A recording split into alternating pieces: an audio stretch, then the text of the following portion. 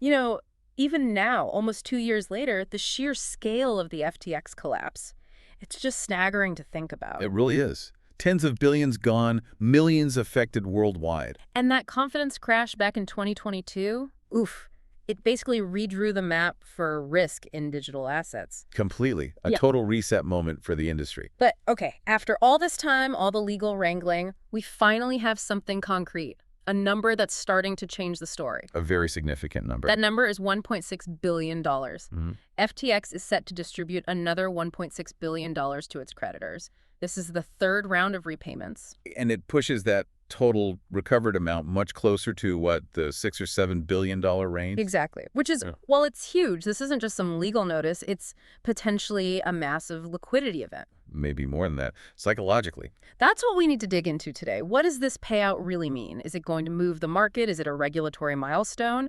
Or is it more about, finally starting to heal from the whole FTX trauma? Yeah. All of the above, potentially. Yeah.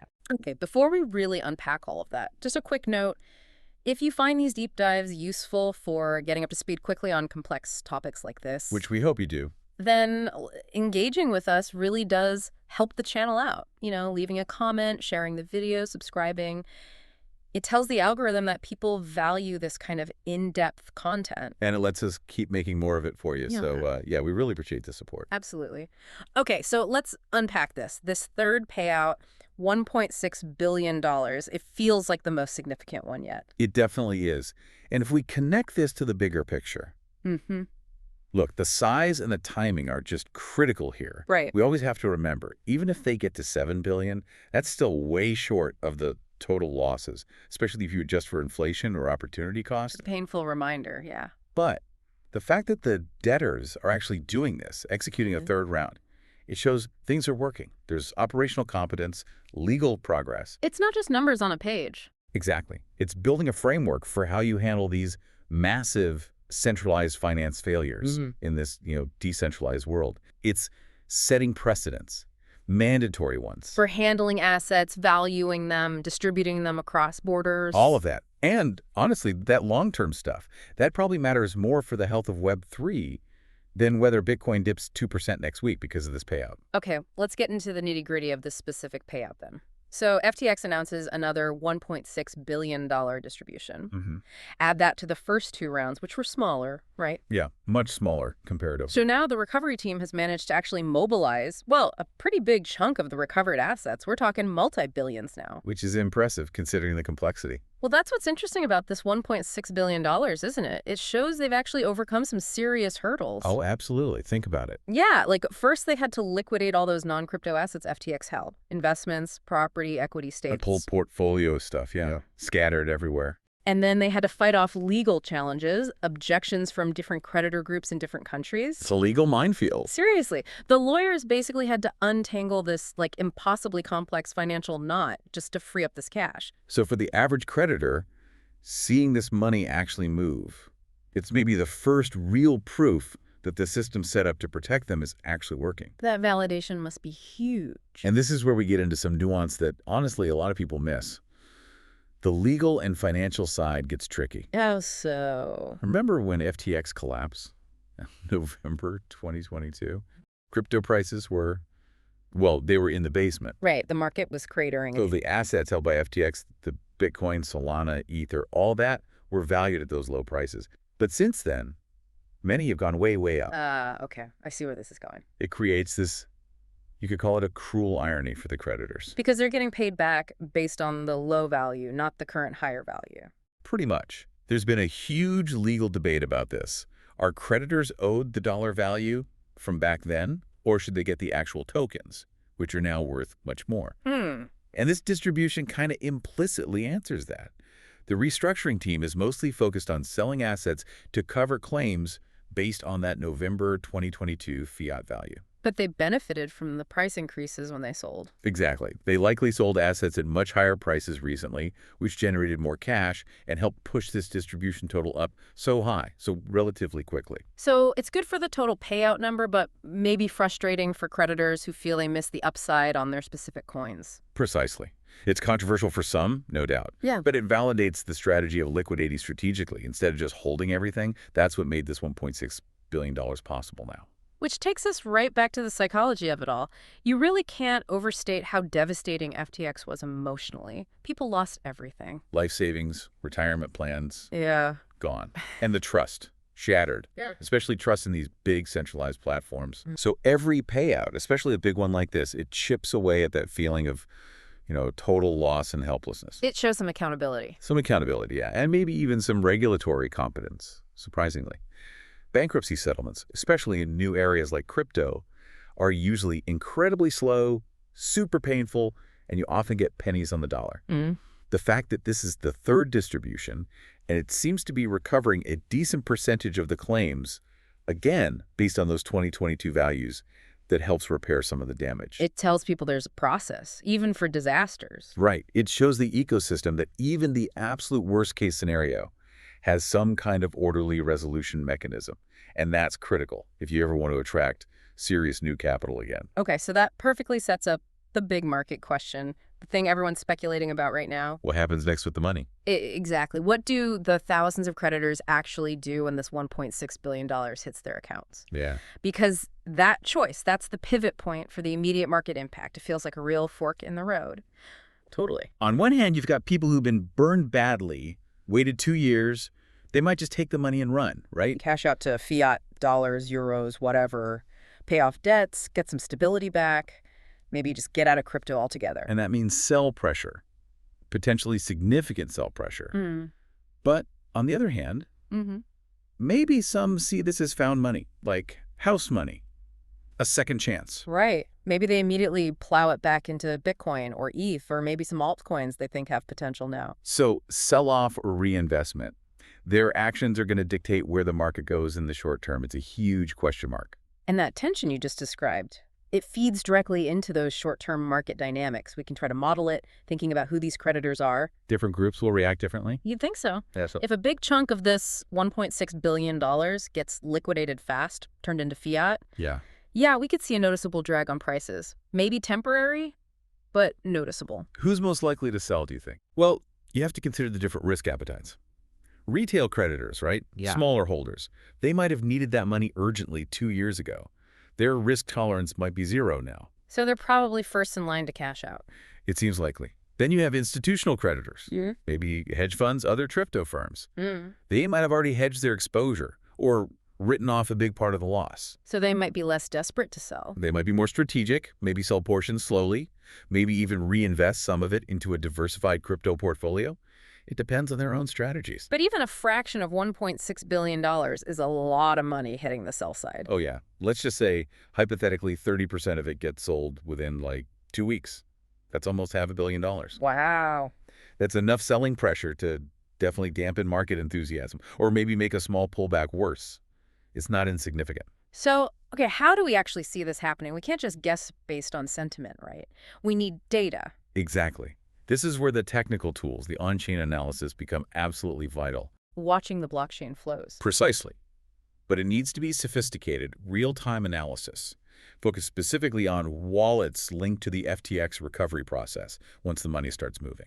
What kind of signals are you looking for? Well, first, you track large movements, like big UTXOs, leaving known recovery wallets. Okay. Second, and crucially, where those funds go. Are they heading straight to deposit addresses on major exchanges like Binance or Coinbase? Because that signals an intent to sell. Almost certainly. Yeah. And third, maybe the most definitive sign, is tracking volume spikes on stablecoin pairs. Like, are people immediately converting whatever they receive into USDC or USDT? Confirming they're exiting to something pegged to fiat. Exactly. That kind of granular data will give us a much clearer picture of whether this money is flowing back into the market or being pulled out entirely. Okay, so that's the short-term risk, the sell pressure fear. But we got to balance that, right? There's the other side, the long-term optimism argument. Particularly from institutions. Yeah, the simple fact that this resolution is actually happening, that billions are being recovered and distributed, that sends a really powerful bullish signal, doesn't it? Especially to those big institutional players who've been sitting on the sidelines since 2022. It absolutely does. Because traditional finance, the big asset managers, pension funds, you name it, they need clarity. They need rules. And crucially, They need to know what happens if things go wrong. They need a playbook for failure. Exactly. Seeing actual, tangible progress in a bankruptcy this massive, it signals that the crypto asset class is maturing. It tells those institutions, okay, the risk of a total unrecoverable blow-up is being managed now through legal and regulatory frameworks. That's a huge deal for them. And that structural maturity, that growing clarity, couldn't that attract new institutional money? Money that's potentially much larger and more stable than the immediate sell volume from the FTX creditors. That's the core argument, yes. The influx of new long-term institutional capital could, over time, easily dwarf the short-term liquidation pressure from this specific payout. So one is settling old debts, the other is inviting new investment. That's a great way to put it. The short-term pressure is about relief from past trauma.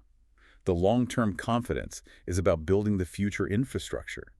Institutions aren't just looking at the price today, they're looking at the legal rule book. And this resolution process is writing that rule book. It really is. It provides a clear pathway, a legal mechanism for dealing with failed centralized companies in this space that fundamentally lowers counterparty risk for institutions.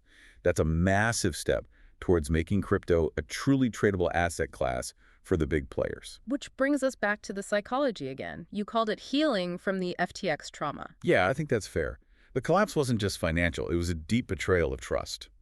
Trust in key people, trust in the platforms meant to be the gateways. It really shook the belief that the space was growing up, becoming safer. It felt like a huge step backwards. Definitely. So when creditors, many of whom probably thought that money was gone forever, actually get a significant chunk back, it reduces that pervasive market anxiety. Less fear in the system. Exactly. And less fear generally means less panic selling. When the market inevitably dips, it means more willingness from the long-term believers, the builders, to keep committing their capital and their time. So when we ask, what does this all mean, it's partly about restoring emotional capital. I'd argue it's just as critical as the financial capital, yeah.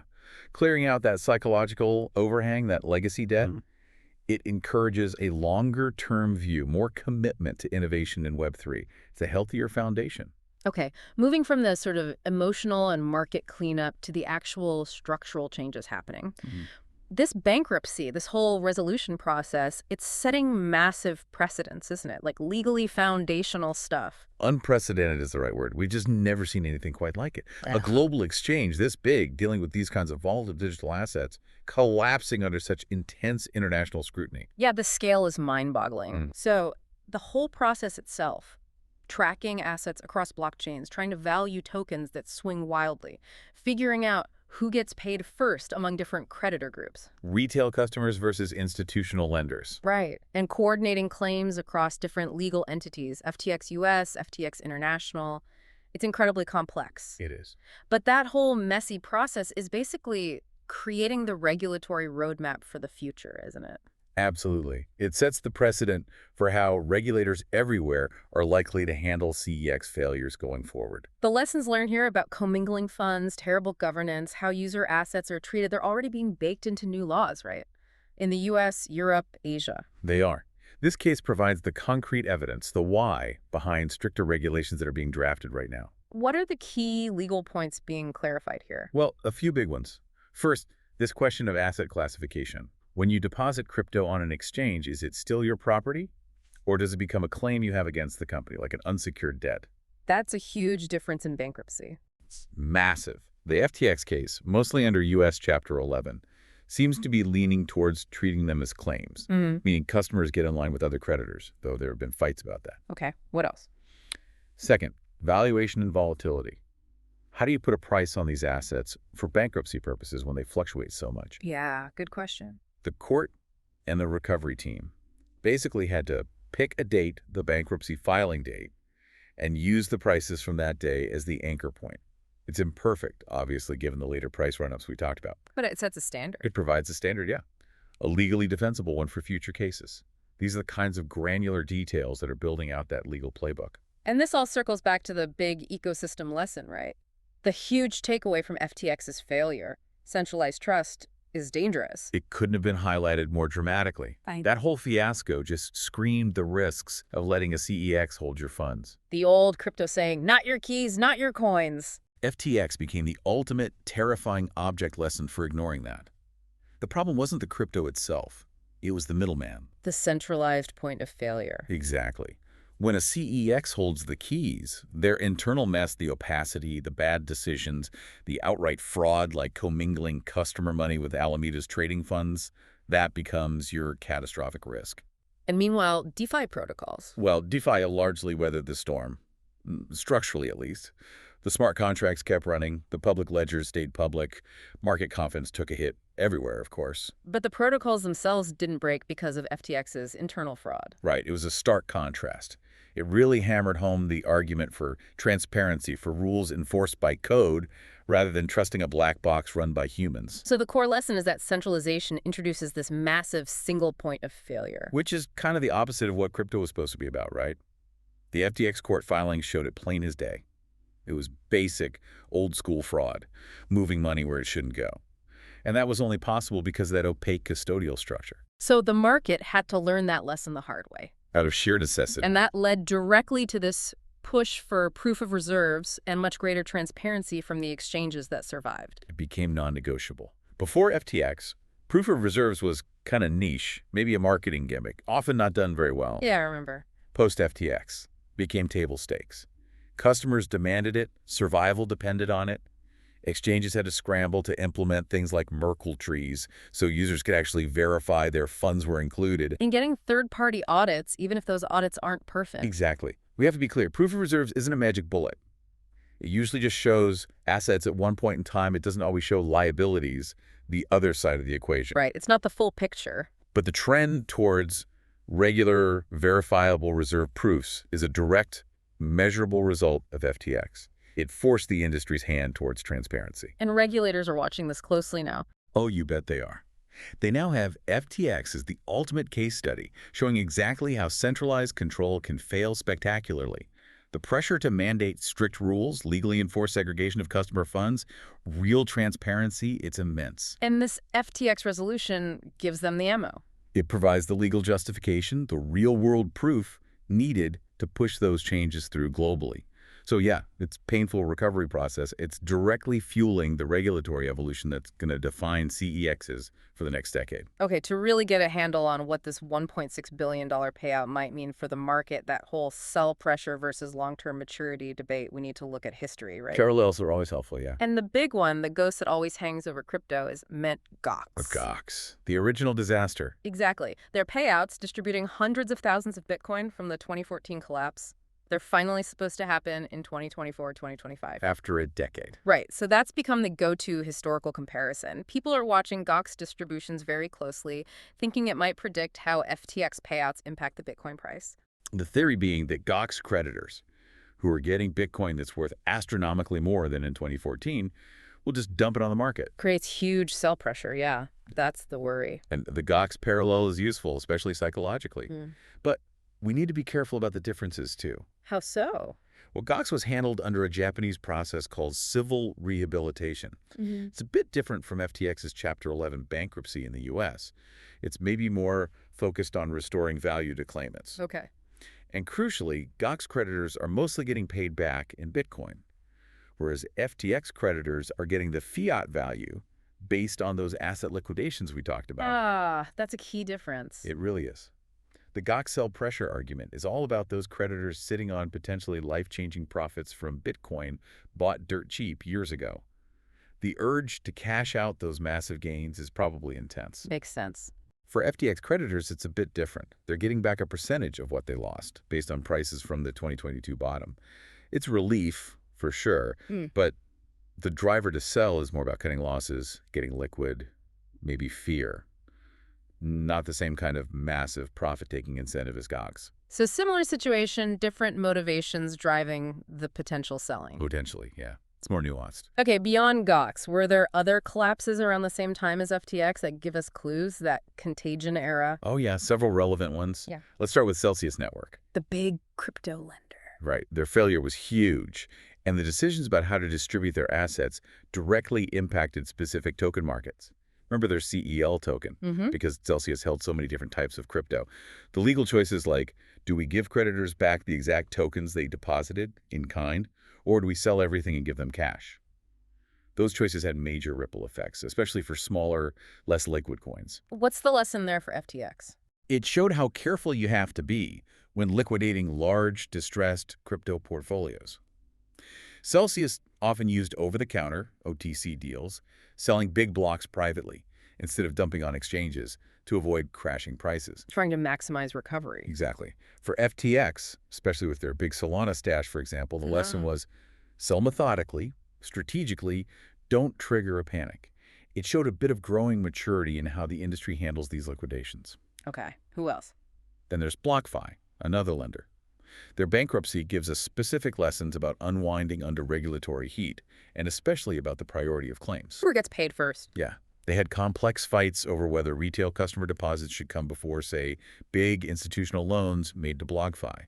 Settling that hierarchy is another key piece of the legal playbook for crypto failures. Got it. And we can't forget 3AC, right? Three Arrows Capital. Got to mention 3AC.